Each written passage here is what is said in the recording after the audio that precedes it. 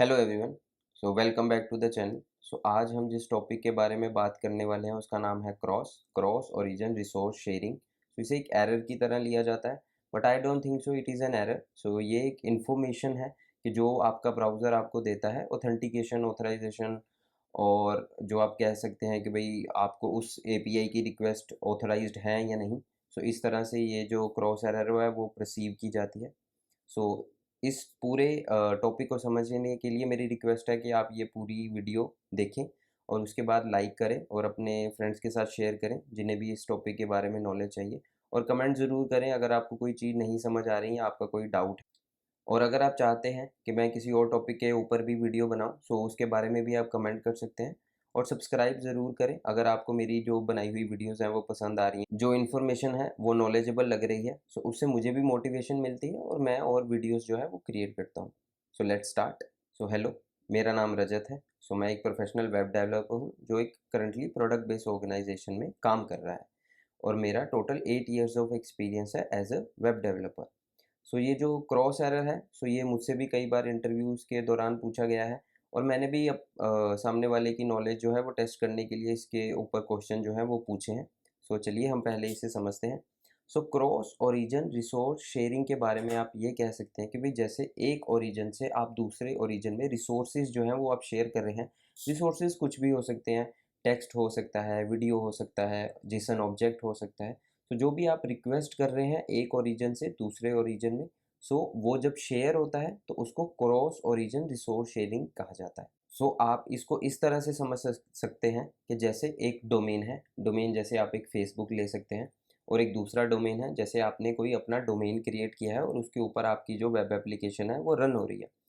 वहाँ पे अगर आपने कोई प्लगइन ऐड किया है जिससे आप लाइक करें या कमेंट करें और फेसबुक के पेज पे भी वो इन्फॉर्मेशन जो है वो रिफ्लेक्ट हो, या फेसबुक के पेज पे जो इन्फॉर्मेशन रिफ्लेक्ट हो रही है वो आपके वेब एप्लीकेशन में भी दिखाई जाए, या जो भी आप थर्ड पार्टी सर्वर से इन्फॉर्मेशन आप गैदर करके अपनी एप्लीकेशन में दिखाना चाहते हैं, तो उसको क्रॉस ओरिजिन रिसोर्स शेयरिंग आप कह सकते हैं।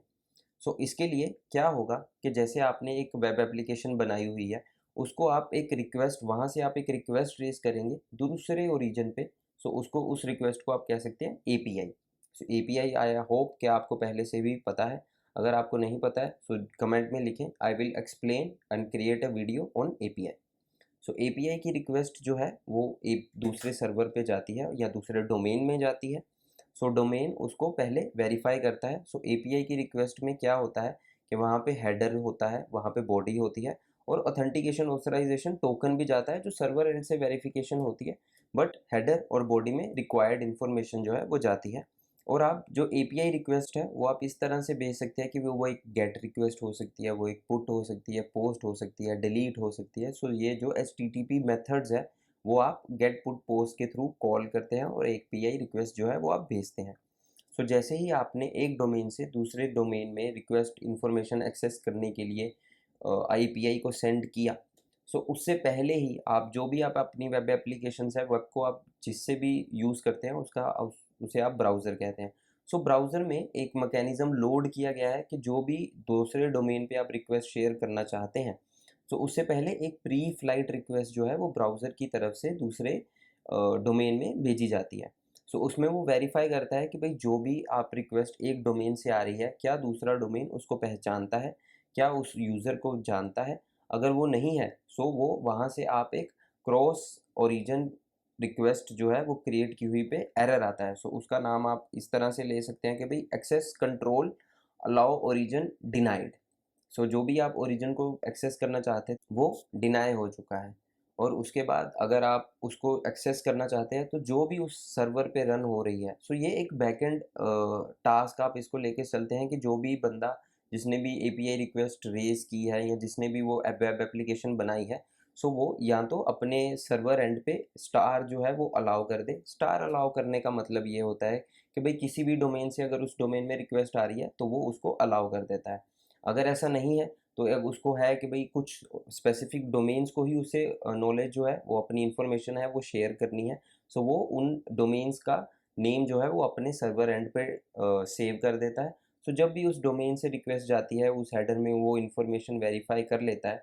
सो उस डोमेन उसको अलाउ करता है। फिर उसके बाद एक पोस्ट रिक्वेस्ट जनरेट की जाती है। फिर उसके बाद का मतलब ये है कि भई एक प्री फ्लाइट रिक्वेस्ट जो है वो ब्राउज़र की तरफ से इनिशिएट की जाती है, और प्री फ्लाइट अप्रूव होने के बाद एक एक्चुअल गेट रिक्वेस्ट और एक एक्चुअल पोस्ट रिक्वेस्ट जो है वो एपीआई की तरफ से उसे भेजी जाती है दूसरे सर्वर को, और वो उसे परसीव करता है, उसको वेरीफाई करता है, फिर उसके बाद वो जो है उसको रिस्पॉन्स में भेज देता है। सो रिस्पॉन्स में भेजने का whatever the data that has been requested by the user, so वो जो रिस्पॉन्स में डाटा है वो आपको मिल जाता है। सो उसमें जब भी आप एक सर्वर सेटअप करते हैं, एक डोमेन सेटअप करते हैं, सो उसमें क्रॉस ओरिजिन रिसोर्स शेयरिंग की ऑप्शन जो है वो आप देखें कि भाई वो आप किस तरह से उसे अप्रूव कर सकते हैं, अगर आपको भेजनी है नहीं भेजनी है।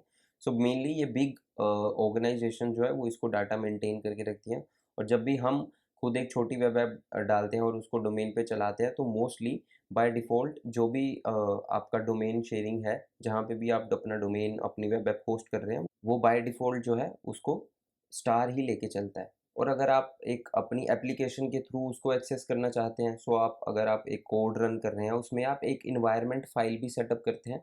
उसमें आप अपना डोमेन सेट करते हैं, और आप जिस डोमेन को रिक्वेस्ट कर रहे हैं, आप उसमें भी उस एनवायरनमेंट की एंट्री जो है वो डाल सकते हैं, ताकि जब वो रिक्वेस्ट बजाए और वो एपीआई रिक्वेस्ट हो और वो उस हेडर में वो इन्फॉर्मेशन पहले से ही चली जाए।